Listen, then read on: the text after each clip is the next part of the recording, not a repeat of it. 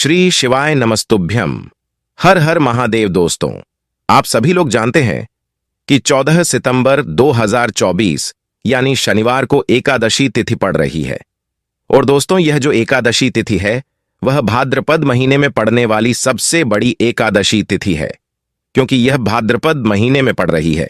और आप सभी लोग जानते हैं कि यह जो 4 महीने होते हैं वह भोलेनाथ को बहुत अधिक प्रिय होते हैं, जिसका बहुत ही बड़ा और विशेष महत्व होता है। और ऐसा दिन पूरे साल में सिर्फ एक ही बार आता है।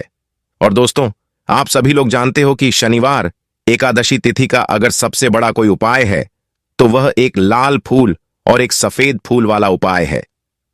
तो दोस्तों, इस शनिवार एकादशी तिथि के दिन आप लोगों को इस एक लाल फूल और एक सफेद फूल वाले उपाय को जरूर करना है।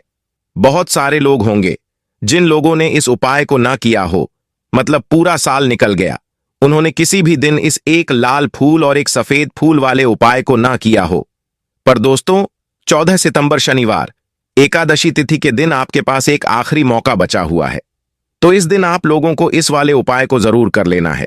भले ही आपने पूरे महीने भर इस उपाय को न किया हो, पर अगर आपने इस भाद्रपद महीने के शनिवार एकादशी तिथि के दिन अगर इस वाले उपाय को कर लिया तो आपको इस उपाय को करने का वह फल मिलेगा जिसकी आपने कभी कल्पना भी नहीं करी होगी। इसीलिए आप लोग इस वाले उपाय को एक बार जरूर कर लेना, ताकि आप लोगों के हाथ से यह मौका ना जा सके और आपको इस उपाय को करने का फल मिल सके। दोस्तों, यह उपाय पंडिता जी ने अपनी अभी की ही श्री शिव महापुराण की कथा में बताया है, जिस उपाय को आज हम आपको बहुत अच्छे से समझाने वाले हैं। इस वीडियो को देखने के बाद इस उपाय को समझने के लिए आपको कोई और वीडियो को देखने की जरूरत नहीं पड़ेगी। तो चलिए दोस्तों, उपाय को शुरू करते हैं। देखिए दोस्तों, यह उपाय इस भाद्रपद महीने के शनिवार एकादशी तिथि के दिन इतना खास होता है, इतना महत्वपूर्ण होता है। देखा गया है कभी कभी बड़े बड़े पूजा पाठ अनुष्ठान से जो मनोकामना पूर्ण नहीं होती, वह भाद्रपद महीने के शनिवार एकादशी तिथि के दिन एक छोटे से उपाय करने से ही आपकी मनोकामना पूर्ण हो जाती है। और बहुत सारे लोगों ने इस उपाय को किया भी है और उनको इस उपाय को करने का फल भी जरूर मिला है। अगर आप लोग भी इस उपाय को करना चाहते हैं तो आप इस उपाय को पहले अच्छे से समझ लेना, सुन लेना, उसके बाद करना। आपको इस उपाय का फल जरूर मिलेगा। और इस उपाय को कर लेने से आपके घर में चाहे किसी भी प्रकार का दुख और समस्या क्यों ना चल रही हो, आपको उसका कारण भी नहीं पता है कि भाई यह समस्या किस कारण से चल रही है। उसका कुछ भी कारण हो सकता है, जैसे पितृदोष हो सकता है या किसी भी तरह का मंगल दोष भी हो सकता है। तो इस दिन आप लोगों को यह वाला उपाय कर लेना है। यह एक ऐसा उपाय है जिस उपाय को अगर किसी विशेष दिन पर किया जाए तो उस विशेष दिन का फल तो हमें मिलता ही मिलता है, पर हमने उस दिन पर इस उपाय को किया है तो हमें उससे भी बड़ा फल मिलता है, और फल बहुत जल्दी मिलता है, क्योंकि आप इस उपाय को बहुत ही बड़े और विशेष दिन पर कर रहे हो। तो चलिए अब उपाय के बारे में बात करते हैं। लेकिन उससे पहले आप लोगों को यह जानना आवश्यक है कि आखिर यह उपाय किस समय करना है, किसको करना है और कैसे करना है। तो चलिए हम आगे आपको वीडियो में एक एक करके बता देते हैं। लेकिन उससे पहले अगर आप लोग हमारे चैनल पर पहली बार आए हैं या फिर मेरी आवाज पहली बार सुन रहे हैं तो हमारे चैनल को सब्सक्राइब जरूर कर लेना और इस वीडियो को लाइक करके कमेंट बॉक्स में श्री शिवाय नमस्तुभ्यम ओम नमः शिवाय जरूर टाइप कर देना। तो दोस्तों, इस एक लाल फूल और एक सफेद फूल वाले उपाय को हमें इस शनिवार एकादशी तिथि के दिन कैसे करना है, किसको करना है, किस समय करना है और कहां पर करना है, यह सारे सवालों के जवाब आपको इस वीडियो में मिल जाएंगे। और जो यह वीडियो देखेगा उसको एक लाल फूल और एक सफेद फूल वाले उपाय को जरूर करना चाहिए, क्योंकि इस दिन एक लाल फूल और एक सफेद फूल का भी बहुत ही बड़ा और विशेष महत्व होता है। और जब बात आ जाए एक लाल फूल और एक सफेद फूल वाले उपाय की, तो यह सोने पे सुहागा वाली बात हो जाती है। और इस शनिवार एकादशी तिथि का यह एक बहुत ही बड़ा उपाय हो जाता है। तो अब दोस्तों, इस एक लाल फूल और एक सफेद फूल वाले उपाय को आखिर करना किसको है, सबसे पहले हम लोग वह बात जान लेते हैं। तो देखो, घर की जो बड़ी माताएं बहनें होती हैं, उन माताओं बहनों में से कोई भी एक बड़ी माता बहन इस वाले उपाय को कर सकती है। और दोस्तों, अगर आप चाहे तो अपने घर में से सभी सदस्यों को भी इस उपाय को करवा सकते हैं। अगर किसी व्यक्ति की खुद की कोई मनोकामना है, खुद का कोई दुख और परेशानी है जो कि वह अपने लिए ही इस वाले उपाय को करना चाहता है, तो वह खुद अपने लिए भी कर सकता है। बाकी अगर घर में से कोई ऐसा है जो कि अपने पूरे घर परिवार की सुख और शांति के लिए यह वाला उपाय करना चाहता है, तो भाई वह भी कर सकता है। उसमें कोई भी दिक्कत वाली बात नहीं है। कहने का मतलब यह है कि इस उपाय को हर एक सदस्य भी कर सकता है और पूरे घर परिवार के सदस्य के लिए घर की बड़ी माताओं बहनों में से कोई एक माता बहन भी कर सकती है।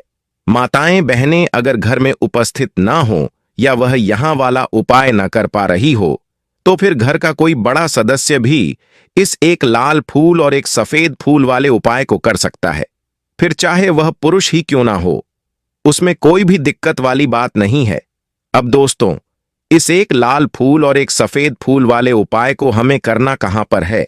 हमें इसे शिव जी के मंदिर में जाकर करना है। बहुत सारे लोग हर एक उपाय को करते समय एक प्रश्न करते हैं कि क्या हम इस उपाय को घर पर कर सकते हैं? तो इस वाले उपाय को आप घर पर नहीं कर सकते हो। इस वाले उपाय को करने के लिए आपको शिव जी के मंदिर ही जाना पड़ेगा। उसके बाद में दोस्तों, इस उपाय को लेकर जो अगला प्रश्न निकल कर आता है वह यह आता है कि आखिर इस उपाय को हमें किस समय करना है? सुबह के समय करना है कि शाम के समय करना है? तो देखो, इस वाले उपाय को आप लोग सुबह के समय भी कर सकते हो और शाम के समय प्रदोष काल में भी कर सकते हो। अब अगर आप पूछो कि भाई इस एक लाल फूल और एक सफेद फूल वाले उपाय को करने का सबसे उत्तम समय कौन सा रहेगा, तो हम आपसे बस यही कहेंगे कि इस उपाय को आप सुबह के समय करेंगे तो ज्यादा बेहतर होगा। बाकी अगर प्रदोष काल शाम के समय भी करेंगे तो भी अच्छा होगा, उसमें कोई भी दिक्कत वाली बात नहीं है।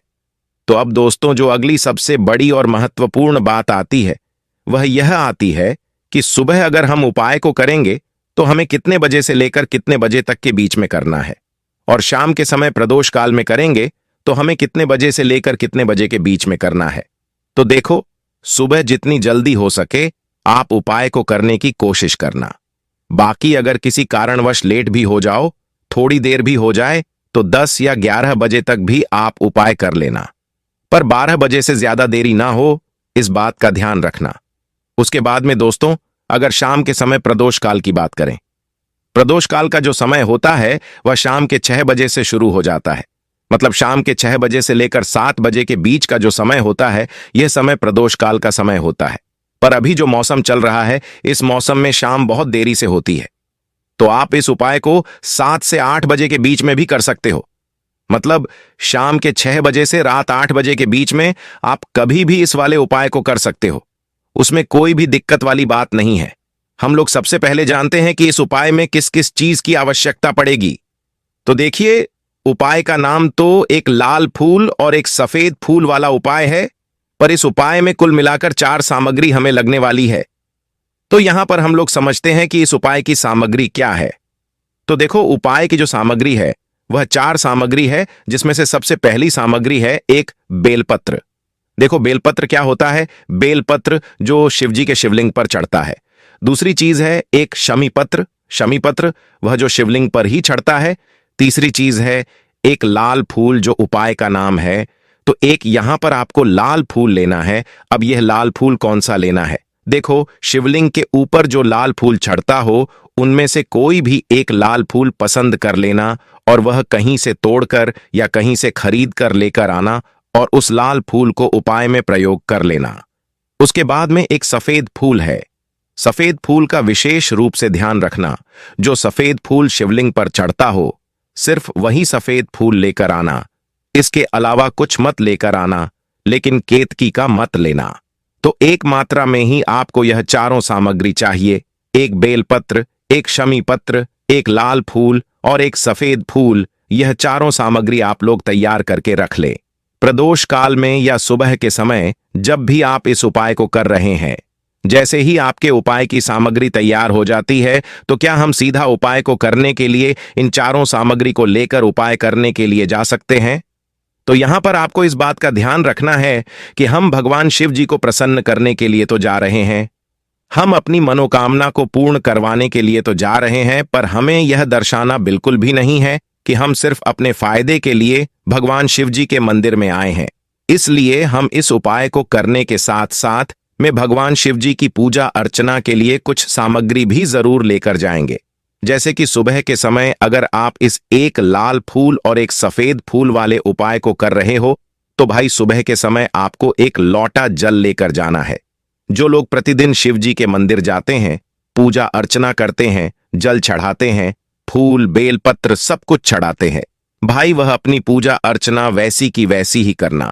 बाकी जो सिर्फ उपाय को करने के लिए जा रहा है, जो कुछ भी लेकर नहीं जा रहा है, उसे कम से कम एक लोटा जल अपने घर से जरूर भरकर लेकर जाना है, क्योंकि इस वाले उपाय को आप भगवान शिव जी की पूजा अर्चना करने के बाद ही करना।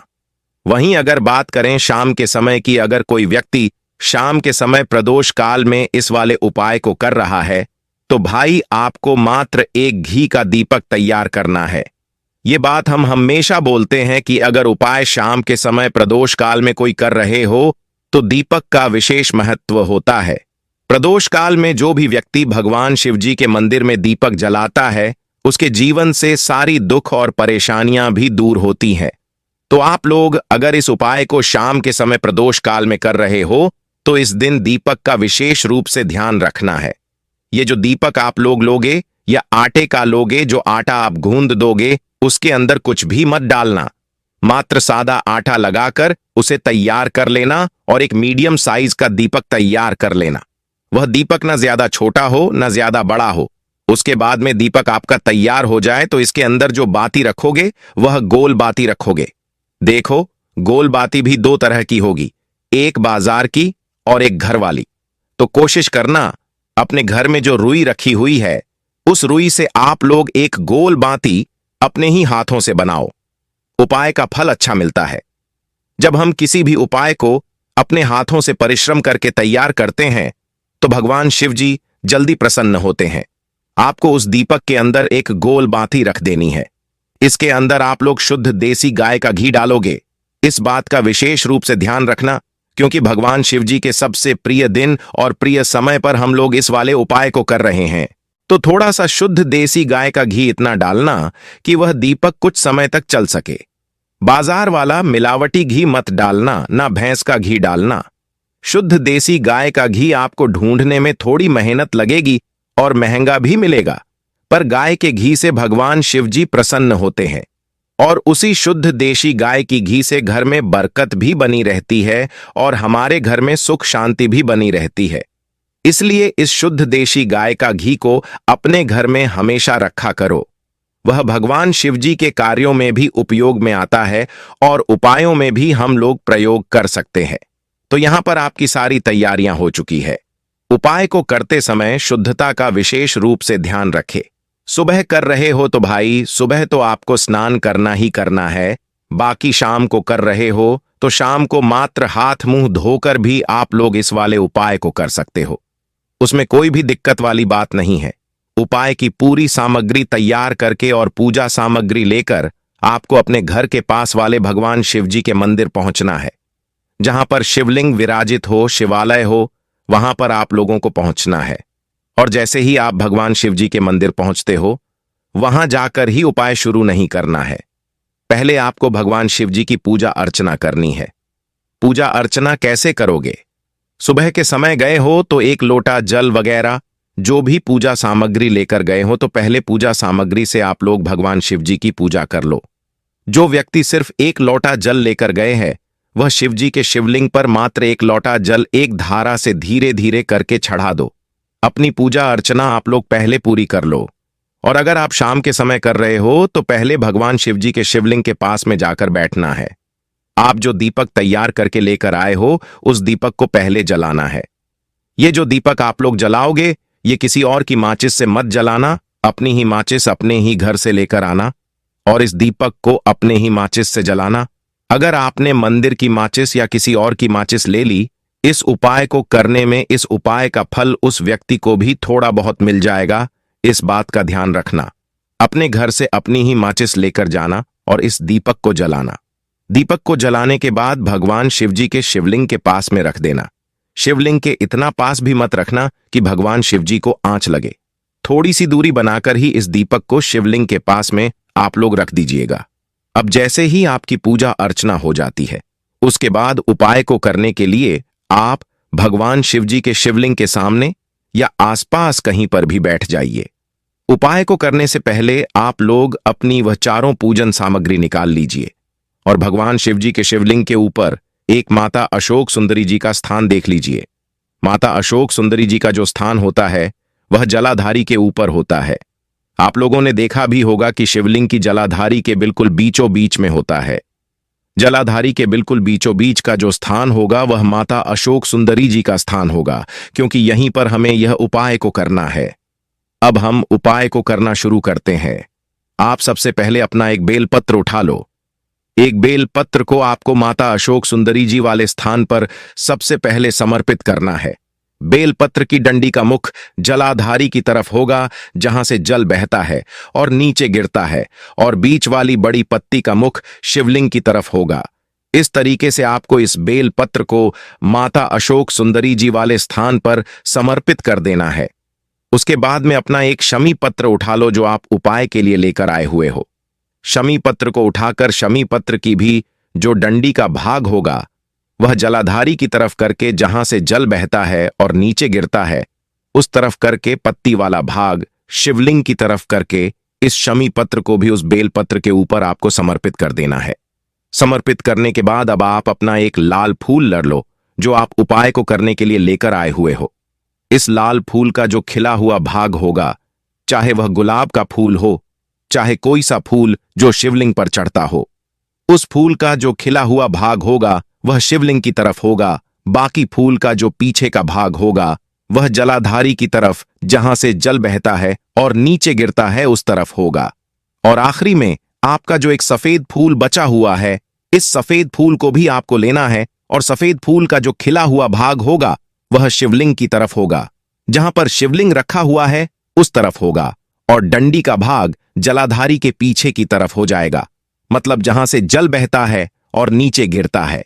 जब आप लोग एक बेलपत्र, एक शमी पत्र और एक लाल फूल, एक सफेद फूल चढ़ा रहे हो, तो उस समय आप लोगों को कांता भगवान या कांता चक्र का नाम लेते हुए इस उपाय को करना है, और भगवान शिव जी और नारायण जी का स्मरण करते हुए इस उपाय को आपको करना है। तो आपको ऐसे एक बेलपत्र, एक शमी पत्र, एक लाल फूल और एक सफेद फूल से उपाय कर लेना है। और आपके जीवन में जो भी दुख और समस्या चल रही हो, वह दुख और परेशानी भगवान शिव जी को उपाय को पूरा करने के बाद वहीं पर पास में बैठकर बोल देनी है। हाथ जोड़ के आंखें बंद करके अपनी परेशानी बोलनी है और श्री शिवाय नमस्तुभ्यम का जाप करना है। दोस्तों, आज हमने इस वीडियो में कुछ उपाय बताए हैं जो आपको करने हैं। अगर आपको वीडियो अच्छी लगी हो तो वीडियो को लाइक और चैनल को सब्सक्राइब जरूर करें। हर हर महादेव। ओम नमः शिवाय।